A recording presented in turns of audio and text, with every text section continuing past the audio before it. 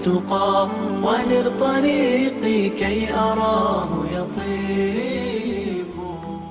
السلام عليكم ورحمة الله وبركاته. أشهد أن لا إله إلا الله وأن محمدا عبده ورسوله صلوات الله عليه وعلى آله ومن تبعهم بإحسان إلى يوم الدين. Sa lahat na ating mga tagapakinig, Assalamualaikum warahmatullah. At sa aming mga kababayan, ako nagsimula sa pangalan ng Allah. Ako'y sumasaksi na wala ibang Diyos na dapat sambahin maliban lamang sa Allah. At ako'y sumasaksi na si Muhammad sallallahu alaihi wasallam ay huling sugot alipin ng Allah Jalla wa Ala. Nawa ang kanyang pagpapala sa kanyang pamilya, sa kanyang mga kasamahan, at sa sino mang tumatahak sa tuwid na landas hanggang sa pagbangon muli ng mga tao mula sa libingan at sila'y hukuman sa araw paghukom. Nawa ating matamo ang tunay na gantimpala sa mundong ito at ganoon din sa kabilang buhay. Aking mahal na mga kapatid, tayo ngayon ay sa pagpapatuloy natin ng pag-aaral ng aklat ni Imam Nawawi, ang Arbauna Nawawi, na kung saan masyaallah ito ay ang pagpapaliwanag ng hadith ng Propeta Muhammad alayhi salatu wasalam.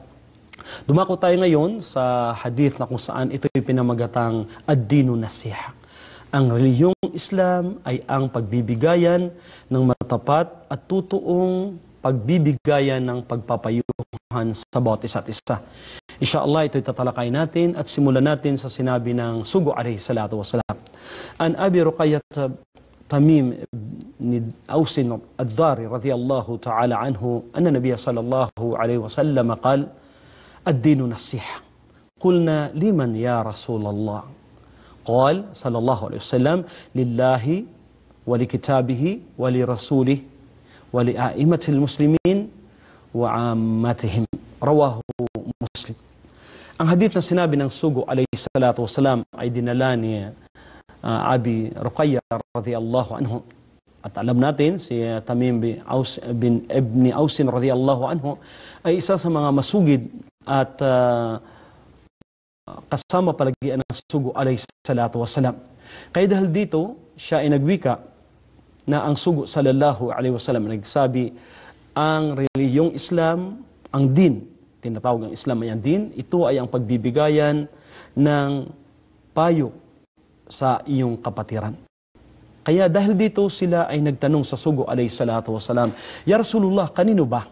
Sinabi ng Sugo sallallahu alayhi wasalam, sa Allah subhanahu wa ta'ala, sa kanyang aklat, sa kanyang sugo, at sa mga pinuno ng mga Muslim, at sa kabuuan ng mga mananampalataya. Walhamdulillah, ito ay ang hadith na kung saan nagbibigay ng paghihikayat sa bawat isa't isa at naghihimok tungo sa pagbibigayan ng payo, dahil ang pagbibigayan ng payo sa isa't isa ay pinakabahagi ng pananampalatayang Islam. Kaya dito natin makita ang kahihinatnan at kainaman ng pananampalatayang ito, aking mahal mga kapatid, na ang mga mananampalatayang Muslim ay sadyang napakapalad dahil sa ibinigay ng hadith ng Sugo alayhi salatu wasalam, at alam natin na ang kanyang salita ay isang revelasyon na mula sa Allah Jalla wa Ala. Dahil dito nasabi ng Allah subhanahu wa ta'ala, wala yantiku anil hawa. At siya ay hindi nagsasalita sagana mula lamang sa ating dakilang tagapaglikha.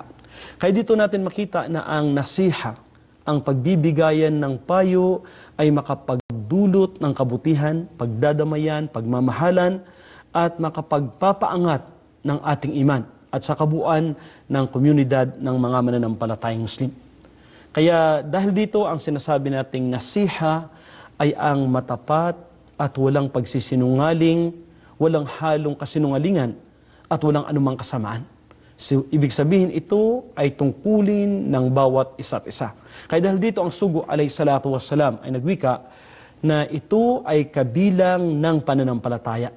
Dahil sa kanyang sinabi, ad-dinu nasiha. Ang pananampalatayang ito ay ang pagbibigayan ng pagpapayuhan sa bawat isa't isa.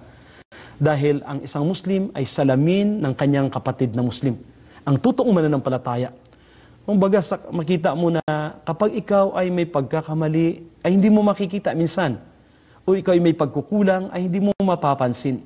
Kaya dahil dito, ito ibigay na payo mula sa Propeta alayhi salatu wasalam upang maitutuwid natin ang ating mga sarili sa pinakamainam na pamaraan na ito ay ipinag-utos ng sugo alayhi salatu wasalam. Kaya ipinakita din sa hadith na ito, yung sinasabi nating jawamil qalim, ang napakaiksi na salita ng propeta alayhi salatu wasalam, na kanyang sinabi, ad-dinu nasiha. Napakaiksi, subalit napakahalaga ng kahulugan po nito. Kaya ito ay ang pamamaraan ng pagtuturo ng sugo alayhi salatu wasalam, na kung saan siya ay nagbabanggit ng maiksing salita at kanyang binibigyan ng pagpapaliwanag at detalyadong kahulugan ang kanyang salita. Ito ang kainaman ng sugo alayhi salatu wasalam, na kung saan sa kanyang pamamaraan ay inuulit niya ito minsan ng 3 beses upang lubusang mauunawaan.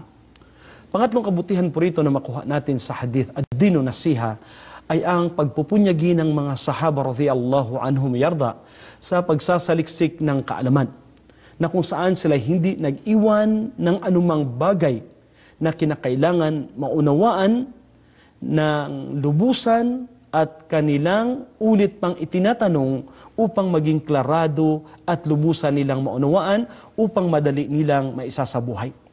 Kaya katulad dito sa binanggit ng sugo alayhi salatu wasalam, nung siya ay nagtanong tungkol kay Dajjal, ang Antikristo, kung saan siya ay mananatili dito sa mundo, sa loob na kung saan 40 araw. 40 araw. Kaya dahil dito, ang mga sahaba ay nagtatanong na ano ba ang katumbas ng isang araw doon. Kaya nasabi ng sugo na ang katumbas ng isang araw ay katumbas ng isang taon. Pagkatapos tinanong pa ng mga sahaba radhiyallahu anhum yarda, ang araw ba na ito ay ang kanyang pananatili ay katumbas ng isang taon? O sapat na ba dito na magsala ang isang Muslim ng isang bisis sa isang araw? Kaya dito ay nagtatanong sila upang kanilang maisasabuhay at magagampanan ang kanilang katuruan maging sa anumang katayuan. Kaya ito ay isang palatandaan lamang ng kanilang pagiging masigasig sa paghahangad at magkakaroon ng tamang kaalaman at hanggang sa dumating sa atin. Bilang pang-apat, ito ay ang pagpapaunahan o pagsisimula, pag-umpisa na kung ano ang higit na dapat pag-aralan.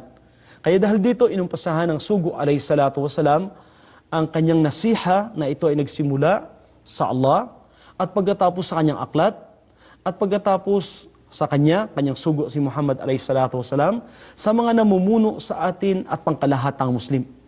Ito yung pagbibigay ng pahalaga una sa kabuuan na kung saan ang tagapaglikha natin, ang kanyang aklat at ang sugo at magkagayon sa mga namumuno sa atin na sadyang napakahalaga at hindi niya nakalimutan ang kabuuan ng mga mananampalataya na kung ano ba ang nasiha para sa kanila. Kaya dahil dito, bilang isang mananampalataya, bilang panglima, kinakailangan ang nasiha para sa mga pinuno ng mga Muslim sa paraang tama at tugma sa pamaraan na itunuro ng propeta alayhi salatu wasalam. Ito ay ating tatalakayin dito dahil maaring na ang iba sa atin ay magkakaroon ng pag-iisip na ang mga Muslim ay hindi nagbibigay ng payo sa kanilang mga pinuno.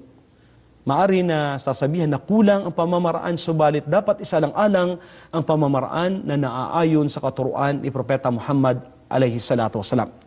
Kaya pang-anim, nararapat sa Islamikong sambayanan na mayroong namumuno. At ito ay pinuno ng kabuuan o kaya masabi nating pinuno katulad ng imam ng masjid.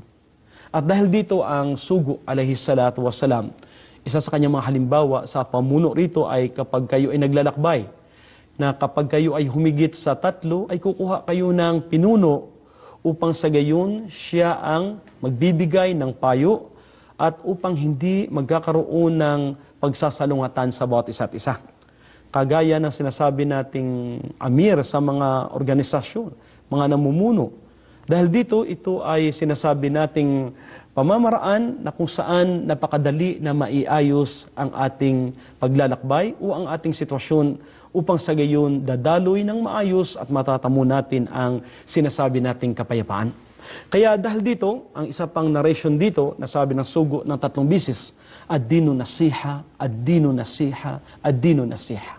Ito ay inulit-ulit ng propeta Muhammad alayhi salatu wasalam na ito ay nangangahulugan ng sinasabi nating nasiha, nasihun, ito ay malayo sa anumang panlilinlang o malayo sa anumang masasamang maidudulot sa tao. Ito'y lahat puro kabutihan na walang anumang halong kasamaan at walang halong tinatagong panglalansi sa kapwa-tao. Kaya dahil dito, makita ninyo na ang relihiyong Islam ito ay pinagbabawal ang anumang makakadulot ng kasamaan sa lipunan. Ito ay dalisay na reliyon, ipinagkaloob ng Allah Jalla wa Ala, na maging ito ay nasa harapan o bukas sa madla o kaya nakatago.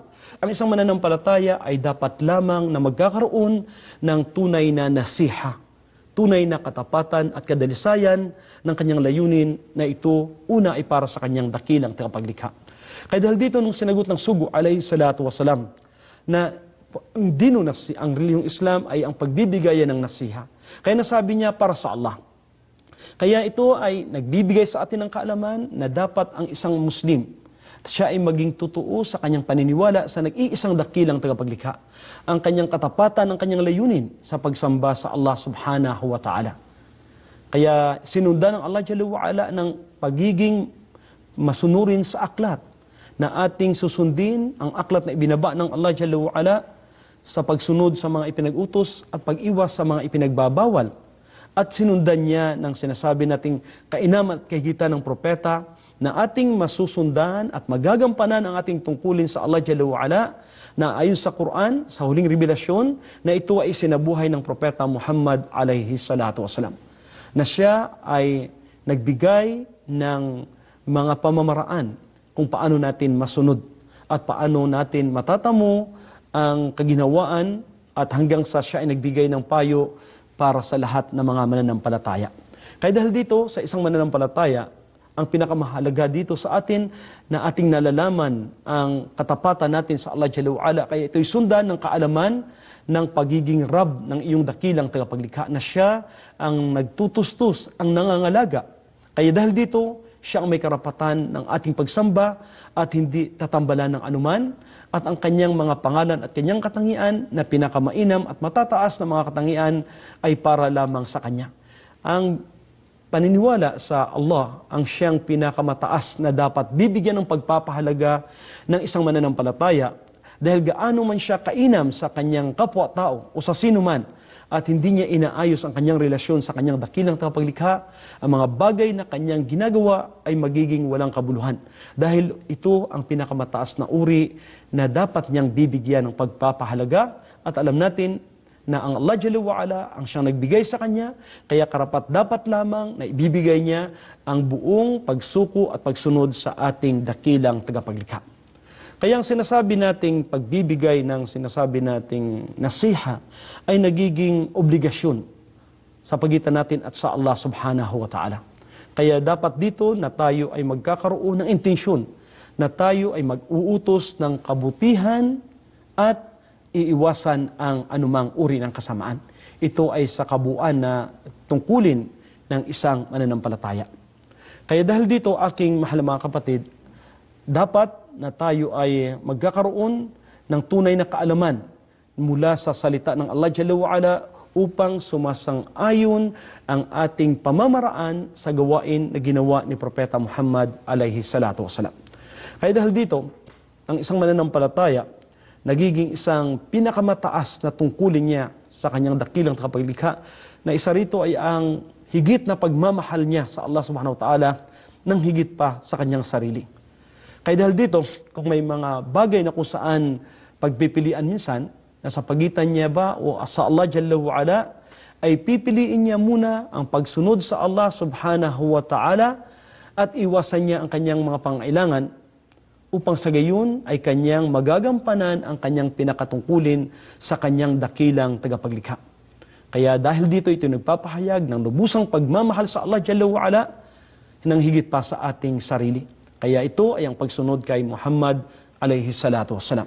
Kaya ang aklat ng Allah Jalla wa Ala na ito ay pangalawang nasiha ng sugo alayhi salatu wassalam na dapat ating mahalin, isa sa buhay at dapat alamin ang katayuan na ito ay ang kalamullah. Ito ay salita ng Allah subhanahu wa ta'ala na bibigyan ng pagpapahalaga na matutunan at mapag-aralan at higit sa lahat na ating mabasa at ating maisasabuhay sa araw-araw nating pamumuhay. Opo, napakaganda po na magmemorya, napakaganda po na mapag-aralan.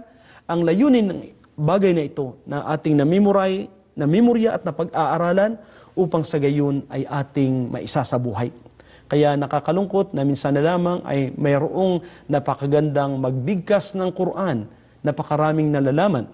Kaya nakakalungkot minsan na hindi silang nangunguna, maliban sa mabuting gawain, maliban na lamang sa mga taong napapatnubayan ng ating dakilang tagapaglikha. Ang nasiha sa Propeta Muhammad a.s. ay ating pagsusumikapan na ang hakbang ng ating buhay mula sa duyan hanggang sa libingan ay sumasang-ayon sa gawain na ginawa ni Propeta Muhammad a.s. Ang pagiging masunurin sa Kanya ay pagiging masunurin sa ating dakilang tagapaglikha. Ang pangangalaga sa Kanya at ang pagpupursigi ng anumang kayamanan, katalinuhan, upang sa gayon ay maiangat ang sunnah ni Muhammad a.s. Maging siya ay namatay na ang sugo a.s. ay dapat nating bubuhayin sa ating pamumuhay, sa araw-araw nating pamumuhay ang sunnah ni Muhammad a.s. Sa mga simpleng gawain, sa pagbabatian, halimbawa kapag nagkikita, pagkakamayan, halimbawa paggamit ng kanang kamay, o paggamit ng baging pribadong gawain, dahil ito yaong pananatili natin at pagbibigay natin ng parangal sa sunnah ni Propeta Muhammad a.s. Sa dahilan na ang ating gawain sa Allah Jalla wa'ala ay hindi maging makatotohanan at ito ay matatamo lamang natin ang itipala kapag ito ay sumasang-ayon sa sunnah ni Propeta Muhammad a.s. Sa ating mga pinuno, ito ay napakahalaga maging ito'y pinuno sa political o pinuno sa espiritual. Ang ating mga ulama, o ang ating mga hari, o ang ating mga presidente, o sino mang namumuno sa atin. Ito ay nagtuturo sa atin, ang nasiha sa atin na mayroon tayong katapatan at pagmamahal sa kanilang mga nagagawang kabutihan, sa kanilang mga patnubay at mga makatarungang gawain na ito ay tutulong sa pag-unlad ng lipunan ng mga Muslim. Kapag ang kanilang pinag-uutos ay hindi nakapagdulot ng kabutihan, dahil minsan tao lamang na nagkakamali, ay dapat natin silang bibigyan ng payo. Kaya dahil dito, ang isang mananampalataya, ang kanyang inuuna ay ang batas ng Allah, pagsunod sa sugo. Dahil dito, nasabi ng Allah Jalla wa'ala, ang pagsunod sa Allah, pagsunod sa propeta, at sa mga namumuno sa inyo. Ati'ullah wa ati'ur Rasul wa ulul amri minkum. Ang pagsunod sa Allah Jalla wa'ala, sa mga namumuno sa atin, sa propeta a.s. at sa mga namumuno sa atin. Hanggat ang kanilang katuruan ay hindi sumasalungat sa diwa at tunay na pundasyon ng pananampalatayang Islam. Kaya tungkulin na maging masunurin tayo sa kanila at hindi tayo magre-rebuild laban sa kanila. Ito ay ang payo natin sa ating mga namumuno sa atin na sila ay dapat nating tutulungan sa kanilang pagpupunyagi sa mga kabutihan na kanilang ginagawa. Tunay na sila ay mga tao lamang na nagkakamali. Ang mga pagkakamali nila dahil tao lamang sila, tayo ay magbibigay ng payo kung tayo may kakayahan at hindi sa publiko o hindi sa harapan ng madla, dahil ito'y magdudulot ng masabi nating minsan ng kaguluhan sa lipunan. Bagkus kung meron tayong kakayahan na sila'y lalapitan at sasabihin ang kanilang pagkakamali o may mga taong namamagitan sa atin. Hindi natin sila dapat sisiraan at ibubunyag ang anumang kanilang mga pagkukulang. Bagkus sila ay tutulungan natin sa dahilan na sabi ng Allah ng Propeta Muhammad a.s. Dhikruka akhaka bima yakrah. Ang sinasabi nating sinasambit natin, binabanggit natin ang kanilang mga kasamaan sa harapan ng tao, ito ay ang pagbabanggit natin ng mga pangalan o mga katangian o mga gawain nila na kanilang kinasusuklaman. Nandiyan na ang ating mga ulama na sila ay magbibigay ng payo sa ating mga namumuno at sila ay hindi nagkukulang. Kaya dahil dito makikita nyo na walang magre-rebuild sa lipunan kung ito ang pamamaraan ng pagbibigay natin ng payo sa mga namumuno sa atin. O maaring inyo siyang kausapin, o maaring bigyan ng sulat, at magkagayon ay may ipapaabot nyo ang inyong mga reklamo sa kanya upang maitutuwid siya. At dahil dito, ang pagduduan natin para sa kanila, na sila'y patnubayan, sila'y gabayan, at sila ay aayusin ang kanilang mga pagkukulang. Kaya ang ilan sa mga tao ay nagsasabi na kapag idudua mo sila, nakikita ang mga kasamaan nila, at ipagduduan natin sila, ay maaring nasusulsulan sila sa kanilang mga kasamaan. Ang pagduduan natin sa kanilang mga kabutihang nagagawa na ito'y tanggapin ng Allah Jalla wa Ala, at sila ay itutuwid sa kanilang mga pagkakamali at patatawarin sila sa kanilang mga kasamaan.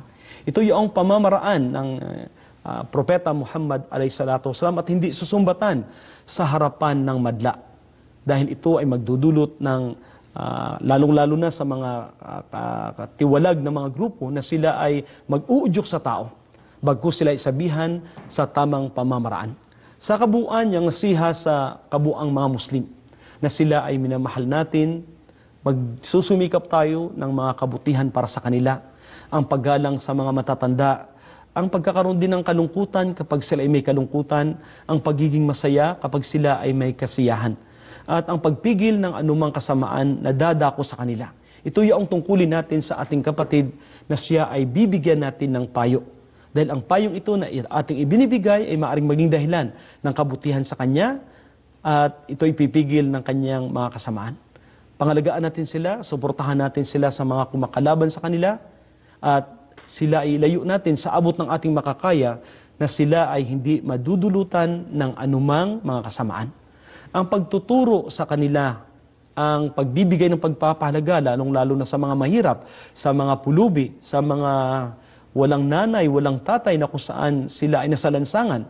Tungkulin ng isang mananampalataya na sila ilalagyan ng lugar upang sila ay mapapangalagaan at hindi sila gagawa ng anumang kasamaan. At ganun din sa pagtutuwid natin sa kanila ay dapat na magiging masabi nating nasa maayos na pamamaraan.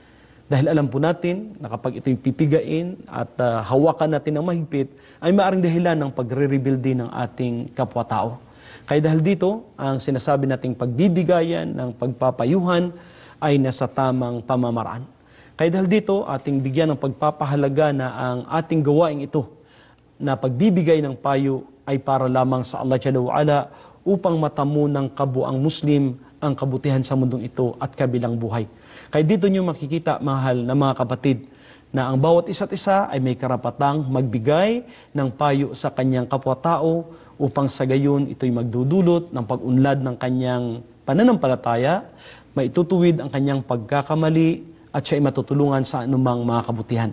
Kaya dahil dito ang isang mananampalataya ay hindi siya nang lilinlang at hindi siya ng abuso. Dahil dito sa nasabi ng Sugo a.s.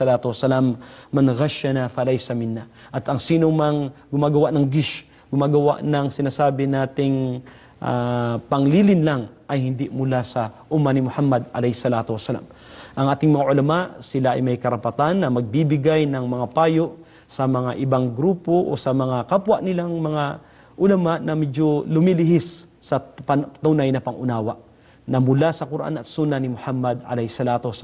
naway pagpalain ng Allah subhanahu wa ta'ala ang mga kabutihan ito at itatala na ito'y maging kabutihan natin hanggang sa ating muling pagkikita muli. Naway pagpalain ng Allah at tanggapin niya ang ating kabutihan at patatawarin sa anumang mga pagkakamali at pagkukulang. Allahu a'lam wa sallallahu wa sallam ala nabina Muhammad. Assalamualaikum warahmatullahi wabarakatuh. أسعد قلوبا بالهداية والتقى ونر طريقي كي آيات بحبنا للدعوة لله رب العالمين تطيب. أسعد قلوبا بالهداية والتقى ونر طريقي كي أراه يطيب. طيب الحياة بحبنا للدعوة لله رب العالمين تطيب. أسعد قلوبا بالهداية والتقى